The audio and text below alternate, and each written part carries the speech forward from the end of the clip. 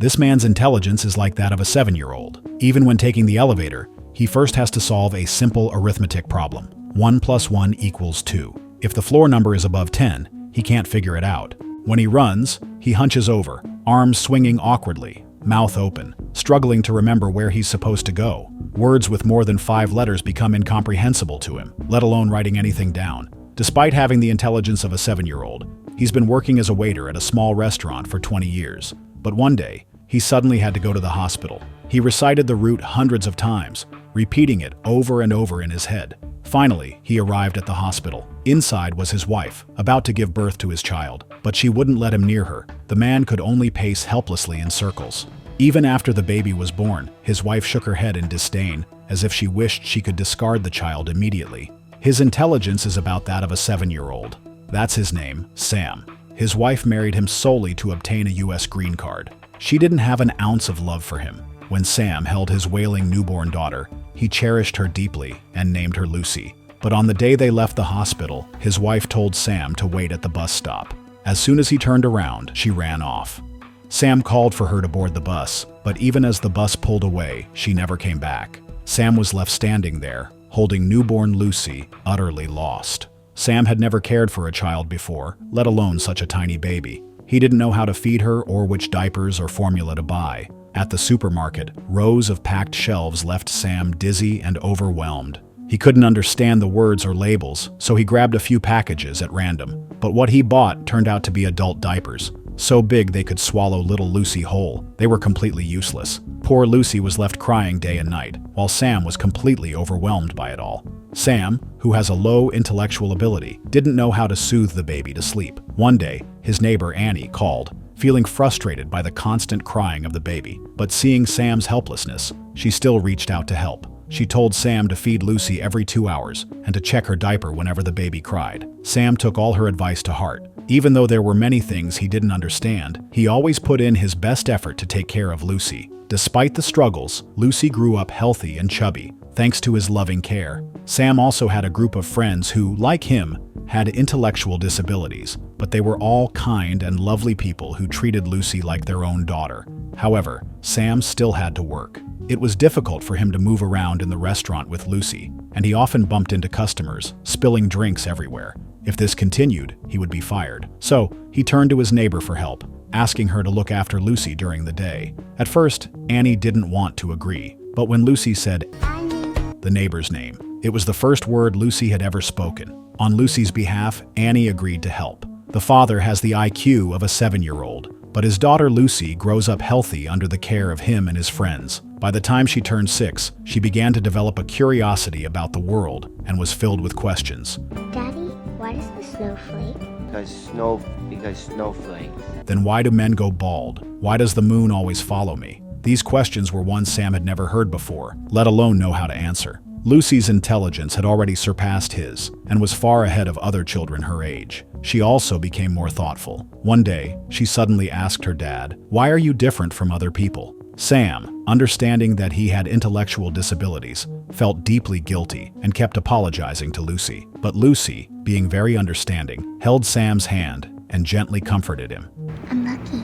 Nobody else's daddy ever comes to the park. She didn't care whether Sam was smart or not, because Sam was the person who loved her most in the world. Now, Lucy was ready for school, and Sam wanted to buy her a new pair of shoes. Sam didn't have enough money to buy his daughter a new pair of shoes. He only had $10, and his friends were just as poor. But they didn't hesitate to empty their pockets, each contributing a few dollars, 3 from one, 5 from another, to help Sam get enough to buy the shoes. They didn't ask for anything in return. They all had kind hearts. This moved the shopkeeper, who gave each of them a balloon as a gift. They walked down the street together, like a small parade, happily. Lucy had just started first grade, but was already excelling. When the school assigned a science project, she answered all the questions fluently, even showing knowledge at a middle school level, which made Sam incredibly proud. She would also bring her classmates over to their home, and when one of them asked if her dad was intellectually disabled, Lucy would openly nod and say, "My dad is just a little special." Sam could read last semester's textbooks, but when it came to the new semesters, he just couldn't get through them. The words stumbled out of his mouth,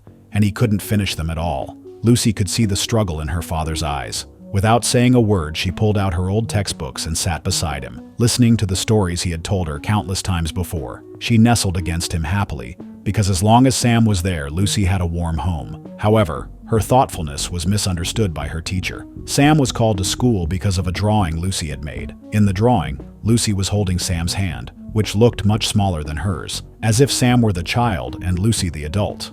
The teacher believed that Lucy was suppressing her intelligence and beginning to act out. She wasn't doing her homework and pretended to be slower in school, all because she had to take care of Sam at home. They suggested that Sam wasn't fit to be Lucy's father, even though the picture surrounding the drawing depicted happy father-daughter moments. That evening, Sam took out the new textbook. Lucy, even though she could read it all, pretended she couldn't. I'm stupid. You are not stupid. Since Sam couldn't read the new textbook, Lucy didn't want to learn it either. She thought this would protect him. But Sam said, No, because that makes me happy. "I'm just so happy to hear you read." He didn't want his daughter to feel like she had to hide her abilities. This made Lucy understand her father's loving intentions, and she began to study with all her heart. Sam, with the IQ of a 7-year-old, was proud of his daughter, Lucy, who was the top student in her school. Sam had a wonderful time at the Halloween party, organized by the school, however. Some of the other students, jealous of Lucy's success, mocked Sam, calling him a simpleton. Lucy froze for a moment, but seeing her father so happy, she decided not to say anything. One day, while Sam was eating, a woman who saw how simple he was tried to take advantage of him and scam him out of money. However, the police arrived just in time to arrest her. Sam, the victim, was also noticed by the police. They realized that he had intellectual disabilities and was living alone while taking care of Lucy. This raised concerns under child protection laws, and the police came to their house for a discussion. But that day was also Lucy's 7th birthday. Sam had spent a long time preparing for her birthday party and had invited friends and Lucy's classmates. Yet one mischievous child not only mocked Sam, but also refused to follow his instructions. As Lucy's arrival time drew near, Sam, frustrated, decided to stop the troublesome child from ruining the party. Sam was shoved by the mischievous child's parents and fell hard to the ground.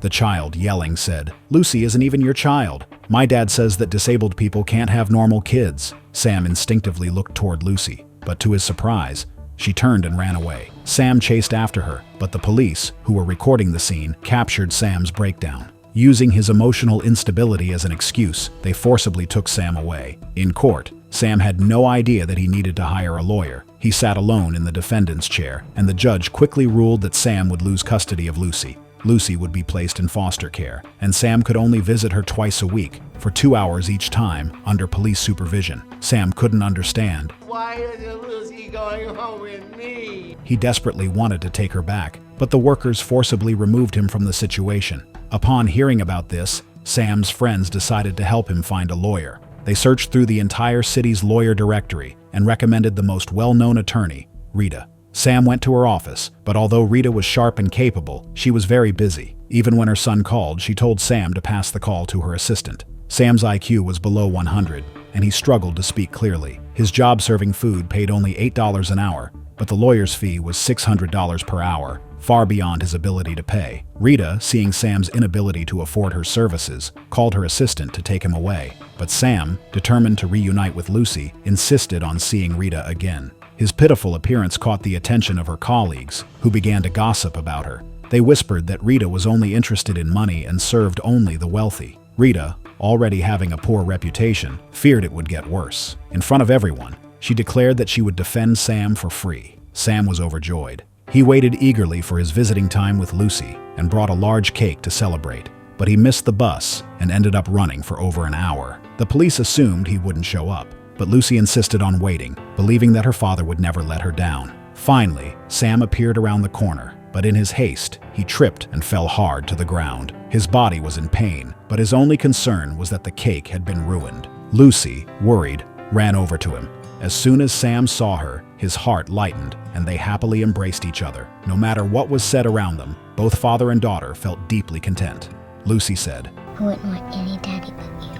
Sam smiled and told her, "I've found a lawyer, and soon we'll be together again." Sam had to undergo a psychological evaluation in order to regain custody of his daughter. He also needed witnesses to testify about his ability to care for Lucy. However, Sam's intellectually disabled friends couldn't serve as witnesses. Rita, the lawyer, thought of Sam's neighbor Annie, but Annie had serious psychological issues and hadn't left her home in years.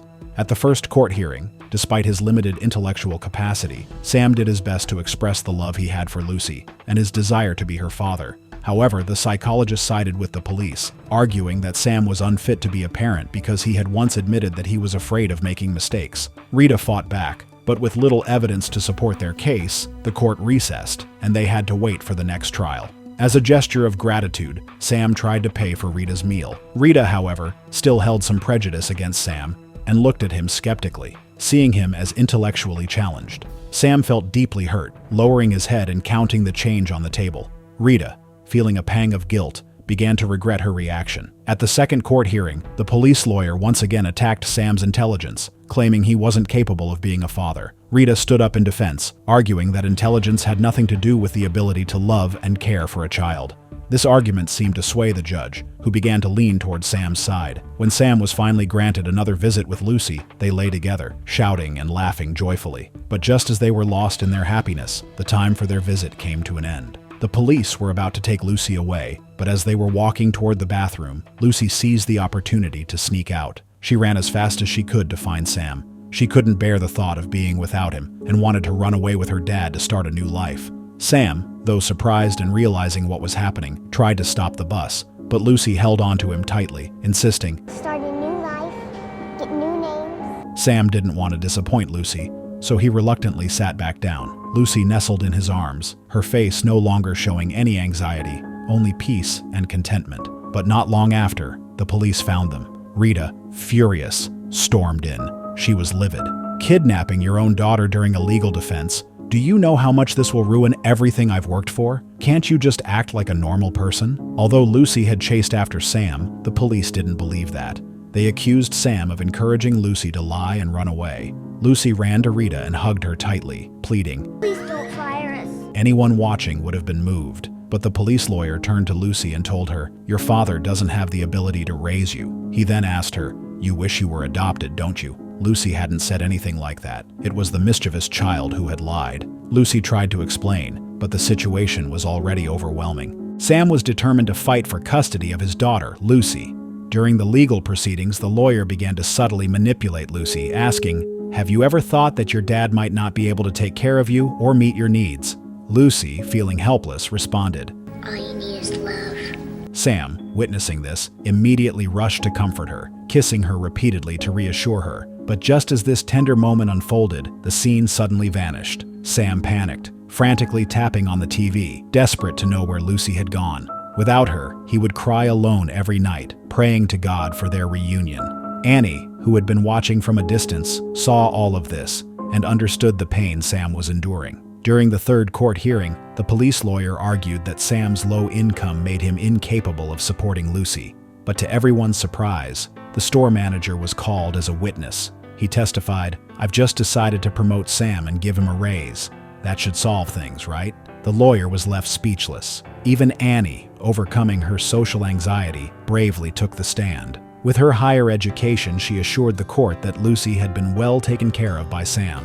She even mentioned how Sam remembered the smallest details, like how to wash grass stains off Lucy's sports clothes, something that many fathers would overlook. However, the lawyer again tried to undermine Sam's case. He had secretly investigated the neighbor's past and brought up her history of domestic violence, asking, "You've been abused by your father and suffer from social anxiety. Surely you must have a strong opinion on father-daughter relationships." Exposing Annie's painful past in front of everyone, the lawyer caused her immense suffering. She trembled as she put on sunglasses, tears streaming down her face. Sam immediately protested, saying he would rather not have the neighbor testify at all than see her in pain. The hearing was once again paused. Sam worked hard to prepare for the final court hearing. Rita took him home and patiently taught him each word of the speech he needed to memorize. Sam, deeply focused, was determined to fight for Lucy. However, Rita, consumed by her career, struggled with her own personal issues. Her son barely acknowledged her, while he and Sam found it easier to communicate,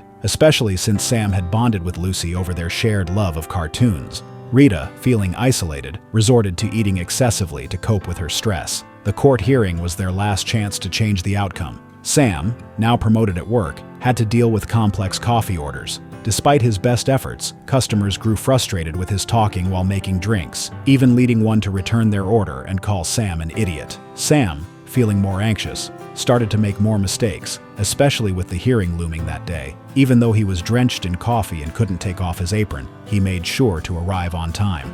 During the hearing, Sam bravely recited hundreds of words from his speech, showing his commitment to raising Lucy. The judge, noticing Sam's effort and improvement, was impressed. As the tide seemed to turn in Sam's favor, the police lawyer asked, "Who did you look up to when raising your daughter?" Sam, with pride, replied. Myself. Even with his intellectual disability, Sam was proud of how he cared for Lucy. He believed he had done better than most, even though he couldn't provide her with material things. However, the lawyer pressed further. "If you love your daughter so much, why don't you give her more?" The question pierced Sam's heart. He realized that beyond love and care, there was little else he could offer her. Overcome with emotion, Sam cried, but instead of continuing the fight, he decided to give up his appeal. In that moment, it wasn't the lawyer's manipulation that led to his surrender. It was his deep, selfless love for Lucy that made him prioritize her future over his own desires. He would rather give up everything to ensure she had a better life. Father and daughter clung tightly to each other, but time was up, and the police had no choice but to forcibly take Lucy away. Sam collapsed to his knees, sobbing uncontrollably. Lucy was sent to a foster family far away, and they could only meet with the authorities' permission. Sam, longing for his daughter, would walk for 2 hours every day, hiding behind trees to watch Lucy from afar, too scared to let the foster family discover him. Lucy, too, missed her dad deeply, crying every day. The separation took a heavy toll on Sam. He withdrew into his house, refusing to leave. Every day he folded paper, immersing himself in his own sorrow. Rita, unable to watch him spiral, tried to encourage him to get back on his feet, but Sam refused to open the door. Desperate, Rita kicked the door open, only to find Sam had built a wall out of folded paper.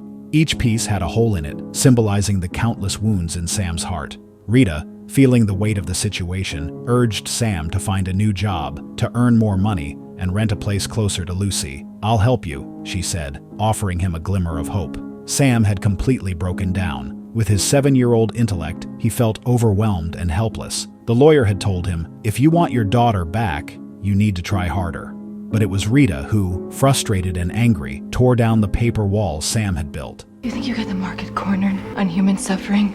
Her life was just as messy. Her husband had cheated on her, her son resented her, and no matter how much she tried to fix things, she found no way to bridge the gap. She could only watch as her son grew closer to his father. "I know I've failed you, but please, just get in the car." Encouraged by Rita's words, Sam mustered the courage to go see Lucy. However, when Lucy saw him, she immediately swung her fist at her father. You never even came. "You didn't even call. Did you forget about me? I've been waiting for you." She cried bitterly, the pain of abandonment too much to bear. Sam, devastated by her anger, reached into his pocket and pulled out a letter. Despite his difficulty with writing, he had practiced every day, painstakingly writing down his feelings for his daughter. The letter was full of misspellings and crooked letters, but it was filled with love and longing. His heartfelt words softened Lucy's anger, and though she was still hurt, the letter helped to heal some of the pain. Later, when it wasn't even time for a visit, Sam hid in the trees to watch over Lucy, silently accompanying her on her way to and from school. Despite all the obstacles, Sam's love for his daughter remained unwavering. Sam had found a new job walking dogs, earning 3 times more than he did as a waiter. He passed by the foster home several times a day and quickly saved enough money to rent a place closer to the foster family. Lucy was overjoyed. During the day, whenever she wasn't at school, Lucy would visit Sam and help him with the dogs. After learning where Sam lived, she started sneaking out at night. She would pretend to be asleep when the lights went out, then quietly crawl out of bed, grab her bunny plushie, and sneak across the street to be with her dad. Nothing could stop her love for him. Sam didn't want to break the rules, so he would gently put Lucy back to sleep and return her to the foster home. The two of them were happy with their secret visits, although the foster parents were baffled by the odd occurrences. At first, Lucy would visit him 2 or 3 times a month, but it gradually turned into 4 or 5 times a week.